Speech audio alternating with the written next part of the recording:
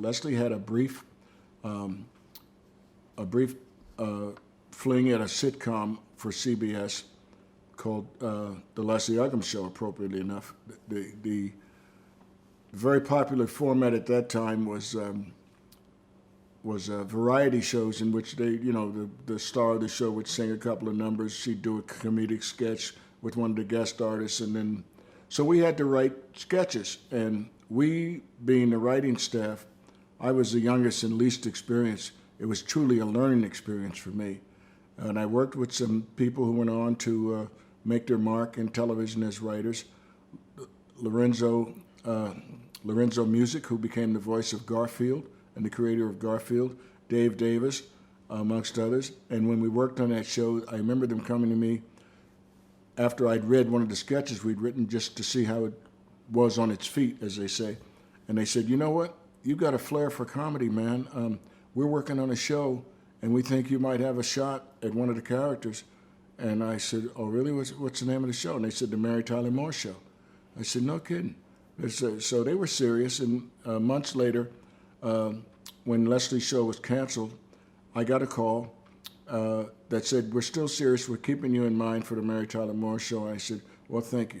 Well, in the context of the Leslie Uggam Show, she had a mini sitcom that ran about 15 minutes called Sugar Hill, about a black family that lived in Harlem, section of Harlem known as Sugar Hill at that time. And I wanted very badly to audition and to get the part of her husband on the show. And I remember the producers specifically telling me, you can't do that. I said, I can't? They said, you can't write and perform. And I was so naive, I thought, oh, there must be some legality. Maybe it's against SAG rules or whatever union this is that I'm in. So I said, okay.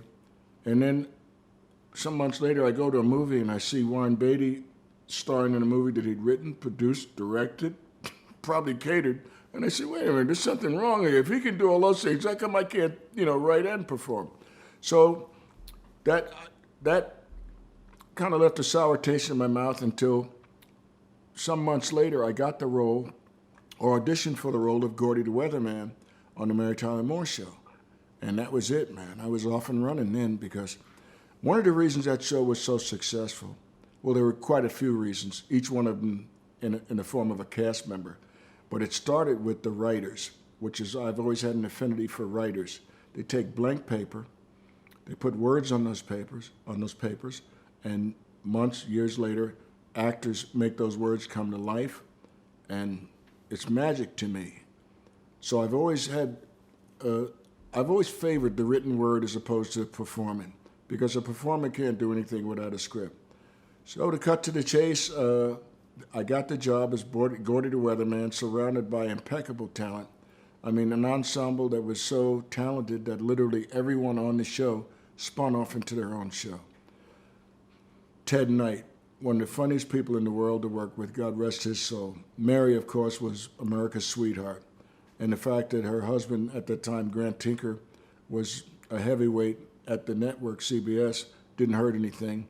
And Rhoda, Valerie Harper, Murray, Fred, Ed Asner, they all were superlative actor comedians, and the other thing was they all were stage trained.